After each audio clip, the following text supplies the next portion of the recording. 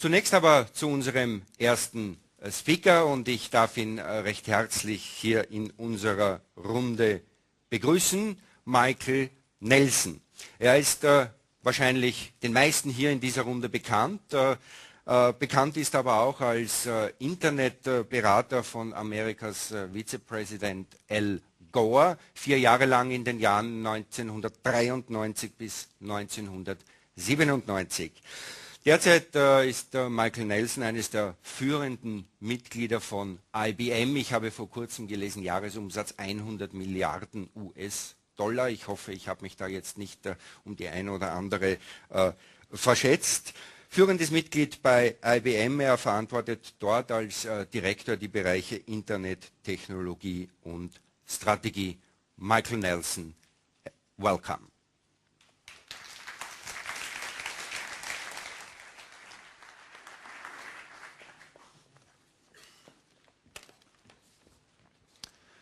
Guten Morgen. Ich spreche Deutsch ein bisschen. Unfortunately, I haven't practiced my German for 30 years. I did take German in high school, but today we'll be speaking in English. I'm very glad to be here. I was told this was a very important conference. I didn't know the Chancellor would be here, so I'm even more impressed at how important it is and what a good audience we've had today. I'm going to try to do several things in my talk. I'm going to talk a little bit about where the Internet is going and where the domain name system is going as well. As was mentioned, for the last 9.5 years, I've been working at IBM. Just recently, though, I left and became an academic. I spent 10 years in academia getting my PhD. Then I spent 10 years in government working with Vice President Gore. Then I spent 10 years in the private sector getting some stock options. Now I'm back in academia. Unfortunately, we don't have stock options, but we do have a lot of fun. So I'm here to talk a little bit about where I think the Internet's going. And the first thing I'm going to do is tell you the most important thing that I learned in government, and that is that you always have to have a good bumper sticker, a good slogan. In other words, you have to be able to summarize what you want to say in 7 words or less. And so today I'm going to share with you some of my bumper stickers. I have a talk that I give in Washington entitled 50 Things I Learned in Washington. And this is the most important. One of the other very important things I learned in Washington is to always state your conclusions up front. You never know when your audience may fall asleep or have to leave. So let me share with you my main conclusions first. Okay, the Internet revolution is less than 15% complete. The Chancellor said the Internet is an adult. I don't quite think so. I think the Internet's more of an unruly teenager. It's got a lot more further to go before it matures. The second point that I'm going to stress is that we are in the middle of a huge change in the way we do computing. And this is every bit as important as the World Wide Web, and the consequences will be just as profound. So we need new approaches. We can't just take the old business models, the old regulatory models, and apply them. Another point, a key point for this audience, is that I believe the domain name system is going to be less important in the future than it is today. And so many of the organizations represented here will need to think about new opportunities and new ways that they can help build this new generation of the Internet. And the last point, which I'm going to stress over and over and over again, is that to succeed in this next generation of the Internet, it's incredibly important that you focus on user needs. Those are the solutions that empower the user will be the ones that win in the marketplace. So here's a summary of my performance today. It's a play in 4 acts. The first act is about the past and some of the work that I did more than 10 years ago to help develop ICANN and to develop the foundation for the domain name system we have today. The second is about Internet future, what the next step of the Internet will be. I'll then talk a little bit about DNS future and finish by talking about the role of government And this part is really just an introduction for Wolfgang, your next speaker, talking about internet governance. So, another lesson I learned is that when you don't know what to say, tell a story.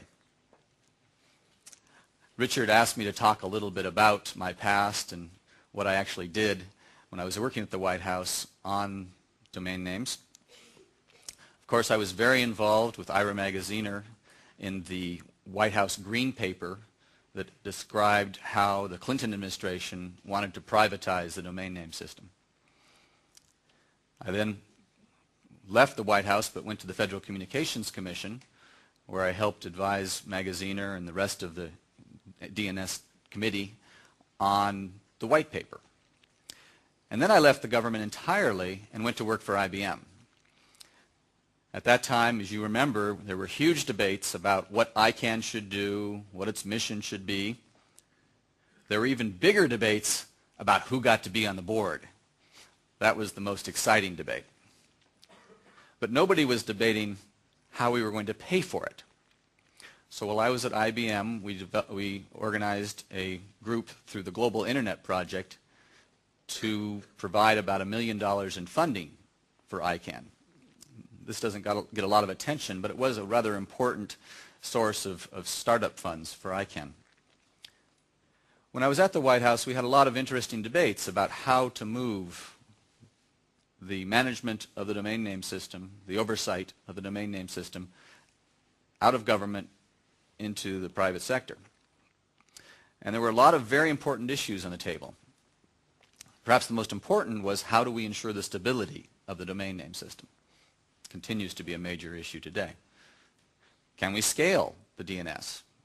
And I'd argue that we've done quite well in the 10 years since ICANN was created.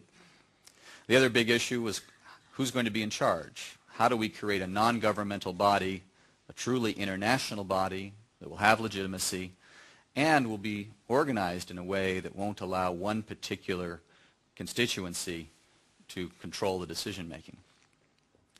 Another issue that we spent a lot of time on was about how fine-grained to make domain names, particularly the generic top-level domain names. What model should we use?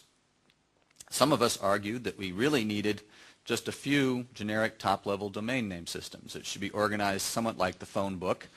In our phone books in the States, you have the residential section for personal entries, you have a government section for government entries, and you have the yellow pages, which are for commercial listings. And that's sort of the main divisions of the phone book.